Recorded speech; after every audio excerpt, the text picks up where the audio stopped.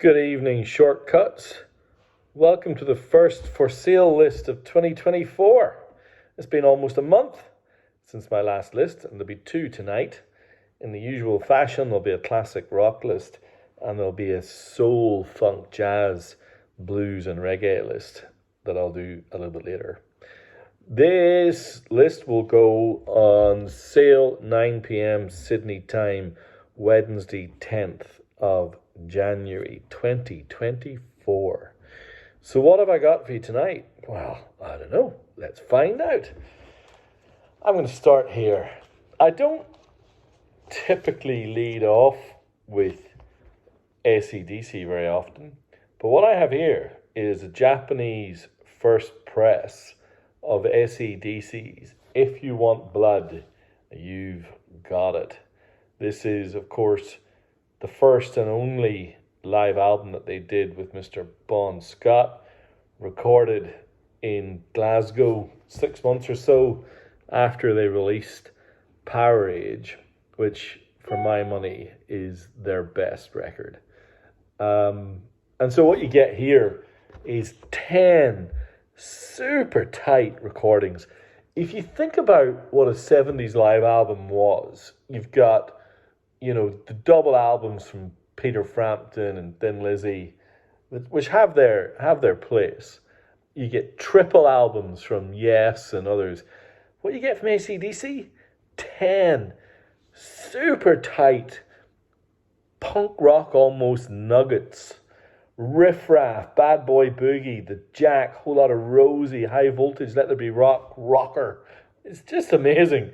There isn't a second to waste. And for those of you who've been lucky enough to come round to my place and listen to some Japanese AC/DC recordings, oh my God, so good.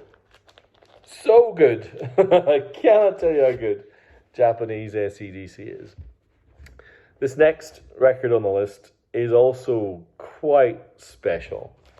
It is the Japanese first press of Prince's 1999. In many ways, his breakthrough record. I think that,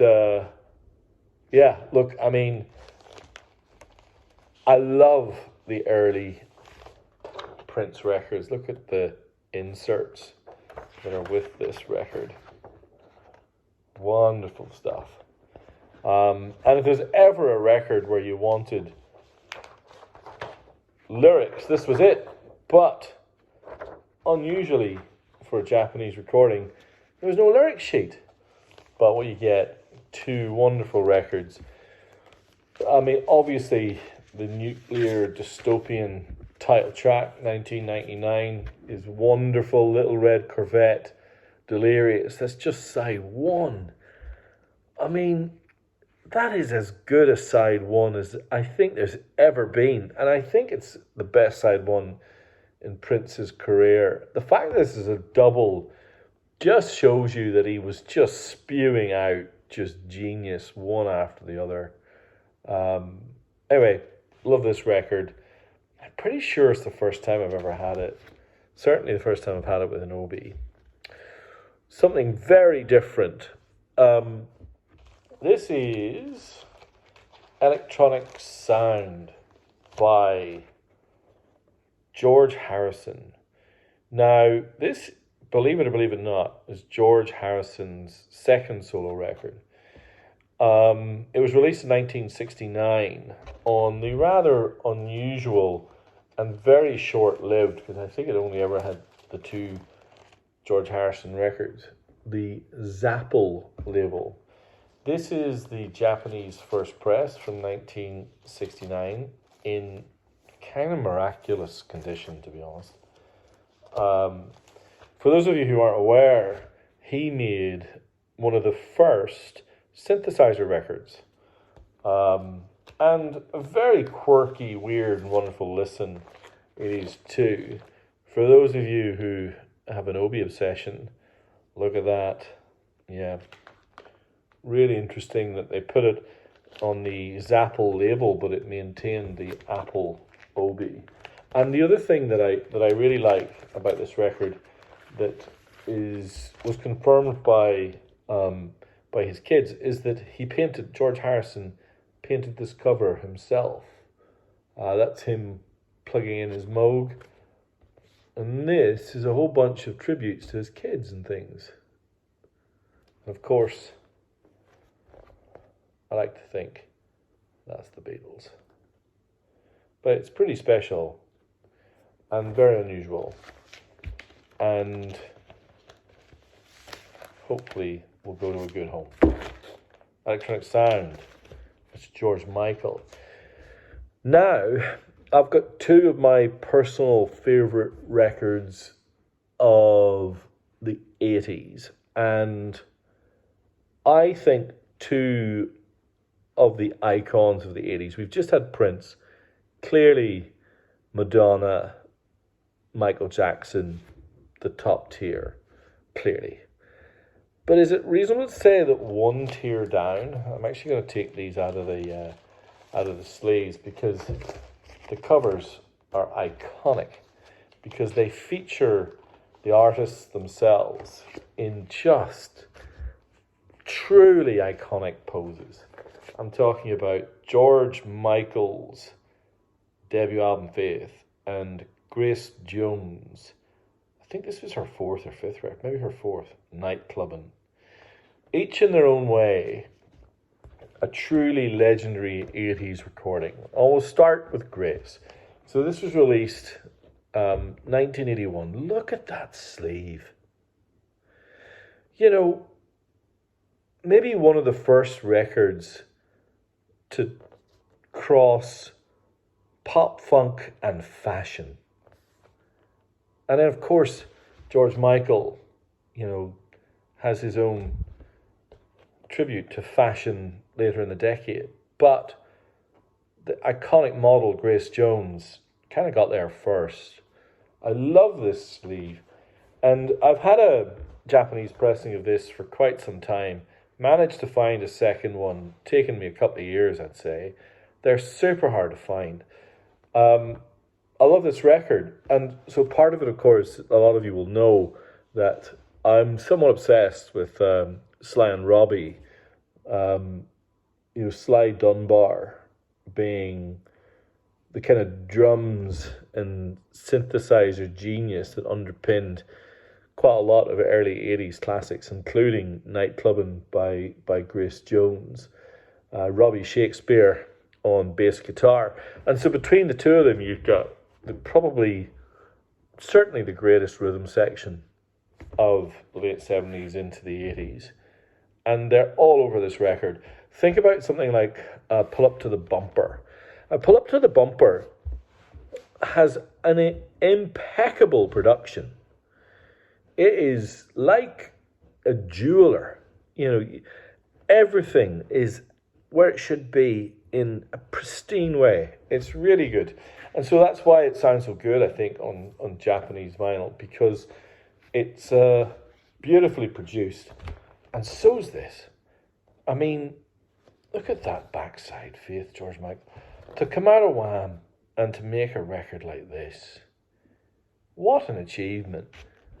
What an achievement. And I know a lot of people love Listen Without Prejudice, which is also a great record. But I think this is the one. I mean, side one alone is incredible. Faith, Father Figure, I Want Your Sex One More Try. That is outrageous. And you haven't even got to Monkey or Kissing a Fool, which is on side two. Again, Japanese vinyl just brings out the absolutely majestic production quality. And similarly, you get these beautiful pieces of art on the inserts that are in typically Japanese, just wonderful condition. Look at that. So, what do you get? Two iconic records in Nightclubbin' and Faith. All right. Well, how do you follow that? It's very hard.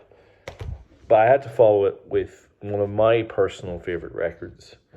I remember reading about this record in the NME when I lived in Ireland a long time ago. And I think it was coming up to the end of the millennium, so it must have been maybe 98 or 99. And the NME reached out to a bunch of its kind of alumni and asked them to send in their list of the 10 best albums of all time.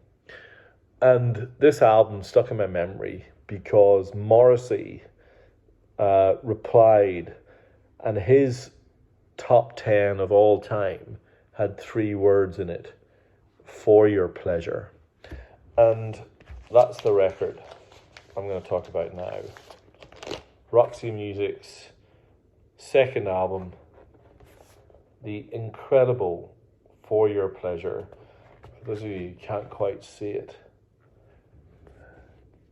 the Jaguar. Not only a great outer, but the inner centerfold is spectacular. Brian Eno, Phil Manzanera, Brian Ferry, all the guys, just Paul Thompson, Andrew McKay. For Your Pleasure, the second Roxy Music album. This is the super hard to find and wonderful sounding, and I know it because it's a copy I have, 1982 repress of this thing. I love it. There was an earlier, was it? Or maybe it was 79. Anyway, it's late 70s, early 80s. There was an earlier repress that wasn't the gatefold, which I think is just criminal. So I've been holding out to get the gatefold. This is in majestic condition. An absolutely stunning record. When Morrissey was asked, was there an error in his 3-word reply to list the top 10 albums of all time, he replied, no, that's all there is. Roxy Music's For Your Pleasure. Still has single-handed, hands down the greatest song about a sex doll that has ever been recorded. Talking about sex dolls. I have the Japanese first press of Ozzy Osbourne's Speak of the Devil, or Talk of the Devil as it was renamed in the UK. This was the somewhat maligned contract filler that he did at the time. He knew that Sabbath were coming out with a live album of their own, which of course is called Live Evil. So what he did was he recorded an double album live at the Ritz, I think in New York, of solely Sabbath songs, and infamously had a massive argument with Randy Rhoads about doing this, because Randy made the point that they had kind of outgrown Sabbath and they had made their own way with classics like Blizzard of Oz, Bark at the Moon, but Randy Rhoads then unfortunately passed away, and Ozzy put a band together and recorded this, and it sounds bloody good. I just think it's really, really interesting. I mean, he's such a just look at that, such a dude. What's really cool about the Japanese version, though, is you get lovely vinyl, but you also get this. An EP that came with the Japanese version, which I'm going to show you here, was, I Don't Know, Blizzard of Oz, but most importantly, Mr. Crowley from Blizzard of Oz, with Randy Rhoads. One of the iconic metal songs of the 1980s, and sounds really beautiful. I played this earlier on today, much to the chagrin of my wife. But it's good. I've got a couple of, I'm going to kind of break with tradition, and I'm going to put a couple of Aussie presses up for your delight and delectation. Only because I actually think they're pretty decent.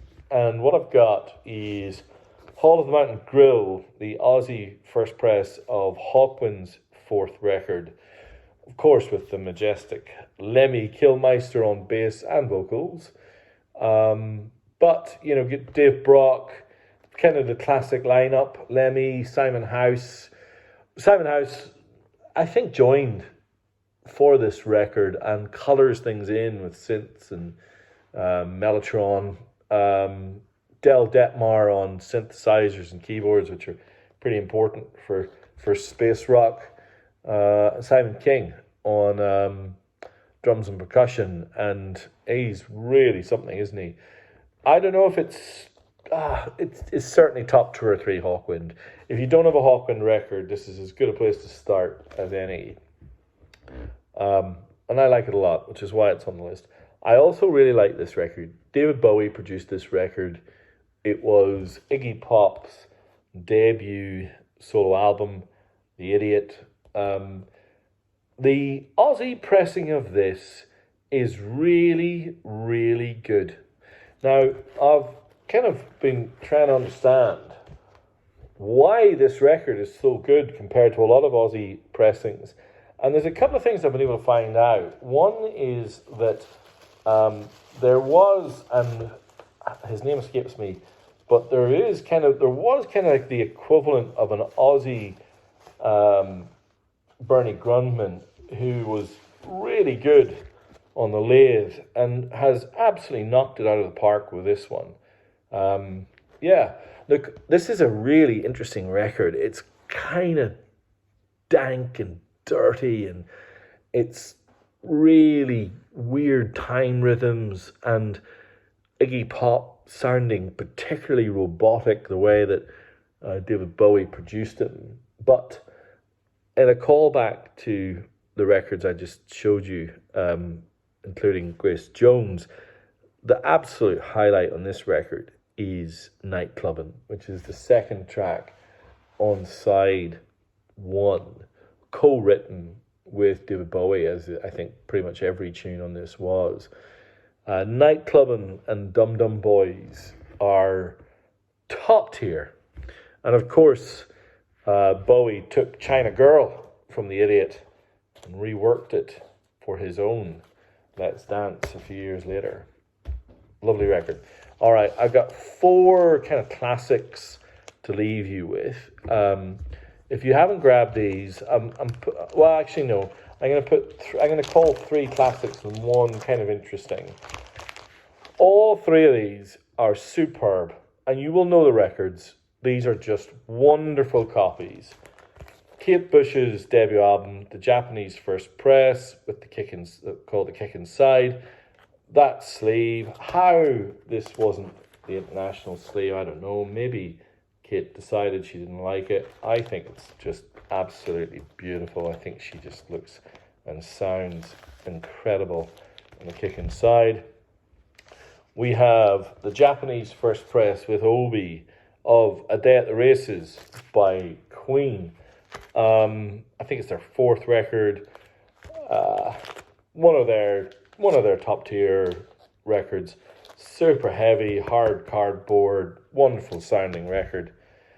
And then in terms of sound quality, it is not unusual for me to use this record to just kind of accentuate to some listeners in my listening room here why Japanese vinyl can be, not all the time, but can be pretty special.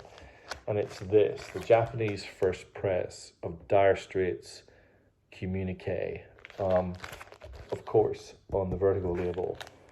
Their second record, I saw that Mo-Fi announced this week, or was it last week, that they had produced their kind of definitive On Every Street by Dire Straits. That record is unlistenable. It has no melodies. Communique is chock full of them, and it's not overproduced, and it's, in its own way, it's rather lovely. And then finally, one of my favorite compilations, and I've been raving about this Japanese 30th anniversary of the Beatles 1992 series called The Final Vinyl, and this is the Japanese final vinyl of a collection of Beatles oldies. the Beatles compilation, the only compilation in their era. Mixture of stereo and mono pressings of all sorts of weird and wonderful B-sides and other things, and it's really, really lovely. And it also has a spectacular sleeve. On the black Odeon label, this pressing just knocks the socks off anything I've heard. There you have it. That is our first list of 2024 on the classic rock and pop side. If you have any questions, hit me up. If you're interested, price list will go out 9 p.m. Wednesday. If you're not on the list, hit me up. My email address is in the notes on this channel. Please like or comment if you found this interesting or not. And watch out for list 2. It's very different. Okay, thanks. Bye.